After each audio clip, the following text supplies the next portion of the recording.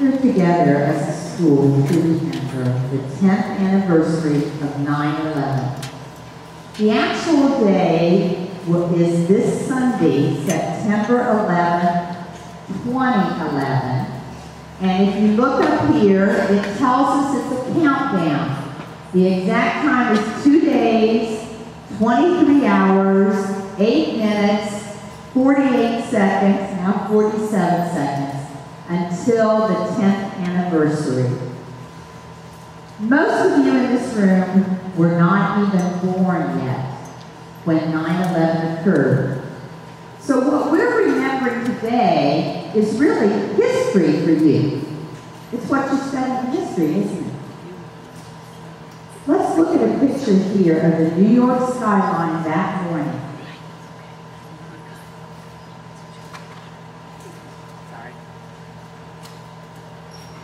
This is the way New York City skyline looked on September 11th, 2001, before 6 a.m.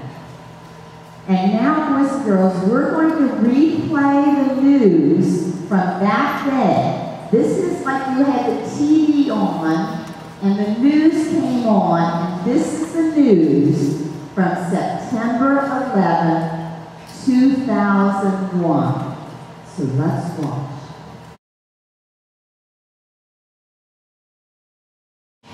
You know, boys and girls, here's another picture that they're going to show now after the planes hit the World Trade Center. So those are the buildings that were left.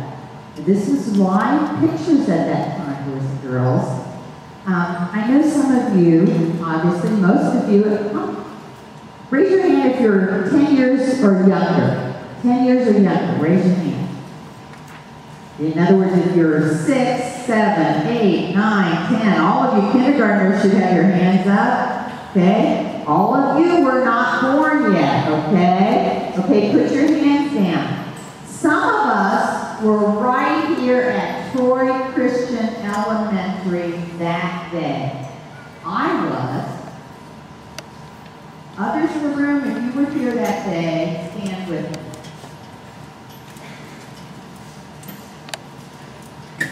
All of us that you see around here started our school day off just like any other school day. Who else in the room remembers exactly where you were on that day? Let's have you stand. You stand with us.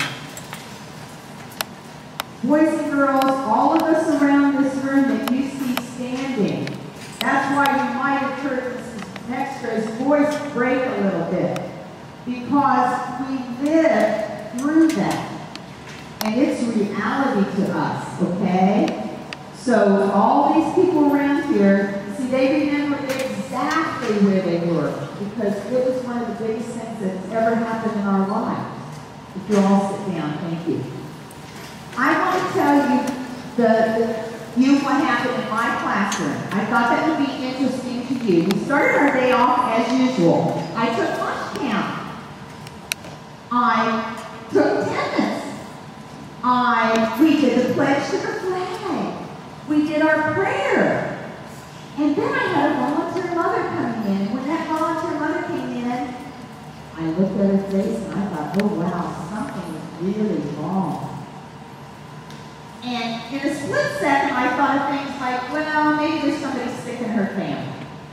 Maybe she had a car accident when she came into school. My thoughts were pretty small compared to what really happened. And she just said to me, well, they're going to have an announcement shortly. When the announcement came on, then we were told that a plane had crashed into the World Trade Center. And all we were told was, would you please pray? So just like your teachers do today, if something's there, boy, we got up and we made a circle and we all started to pray. And one of my students prayed this. They said,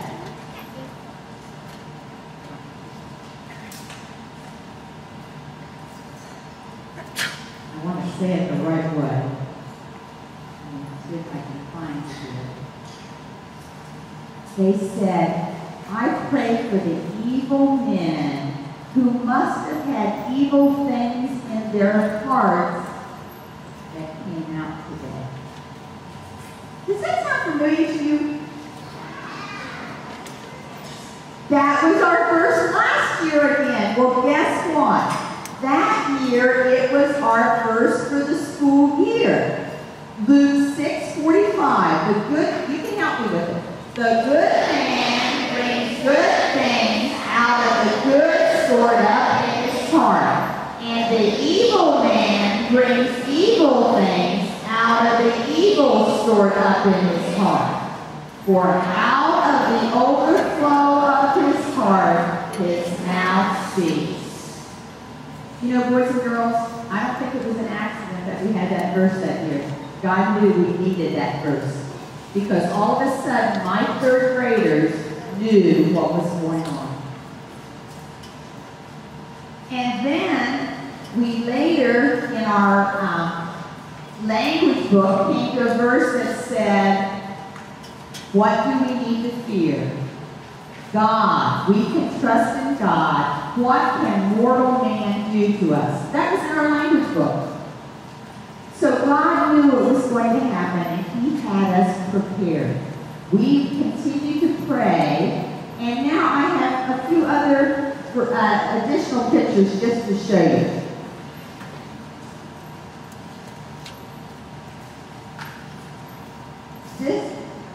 This is September 11th, 2001, after the attack. Now, you saw the picture when we started of how the skyline looked at 6 a.m.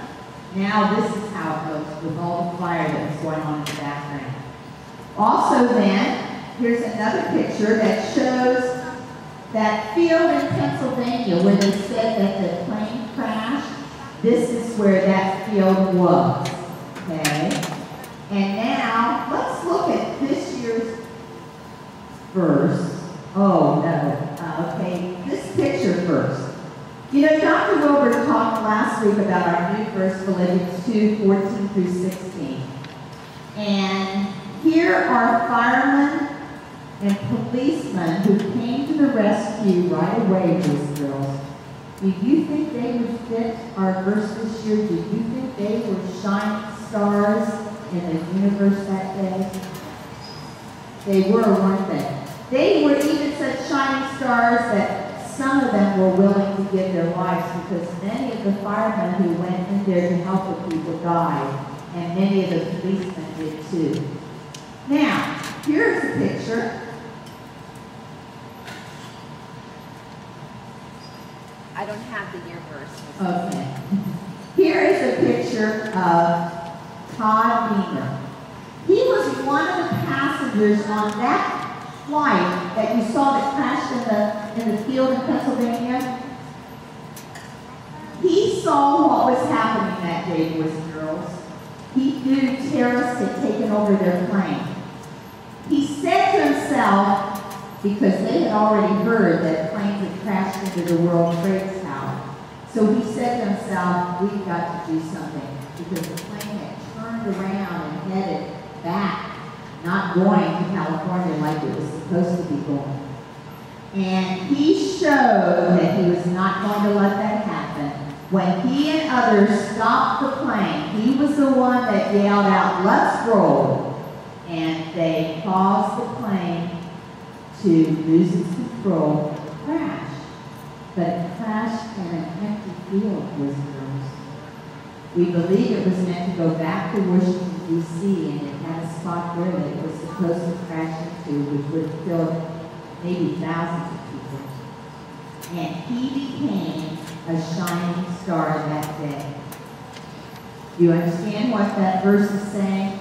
He saw what was going on, and he didn't just let that happen. He chose to be a shining star. Now, here's a picture of the Pentagon. These are all the places where things occurred that day. This was the Pentagon after it was hit. You see, Mrs. Lindemann is showing where the plane hit. And here is a man who was very close to where you see that was shaved off. His name is Brian Birdwell. He was at that time a lieutenant colonel serving at the Pentagon. And he was very close to where it was shaved off, where the plane actually hit. He was burned from over 60% of his body. He has gone through 30 plus surgeries. He's written a book called Face the Fire, or Refined by Fire. He and his wife wrote that book together. I had never heard of him until this week when it was on radio and I was listening to the story. Boys and girls, he became a shining star. It hasn't been easy for him. And you know what? Do you think he had a reason to maybe complain? You don't think he did? Being burned over 60% of his body, having 30 surgeries, and he's never done anything wrong to deserve that? He could have complained, couldn't he? He could have grumbled. But you know what? His wife in the hospital would keep reading him Psalms, keep reading to him from the Bible. And they decided that something good should come of this. And they started a ministry that is called Face the Fire. And this ministry is to glorify God, but also to provide financial help to burn victims. Also to go and encourage them about the process of healing through those burns. And his testimony, boys and girls, is, some of you aren't listening, so you have to turn this way. He didn't say it, but you know what? He applied the fraud principle. He was fully relying on God. When he was in that building and it was burning and his body was on fire, he said, Lord, whatever you want to do with me, whatever you want to do with me. And he was rescued. And he now, what God has used him to be a shining star is to help other people who have had burns. From Psalm 140, verse 4, this is what God did for him that day. And you realize, boys and girls, you can go to God's Word, and even though these words were written hundreds of years ago, they still apply today. Keep me safe, Lord. That's what God kept him safe. From the hands of the wicked. There were wicked people there, weren't there? Protect me from the violent who devise ways to trip my feet. You know, God took care of Brian Birdwell, and now he's a shining star in our world today.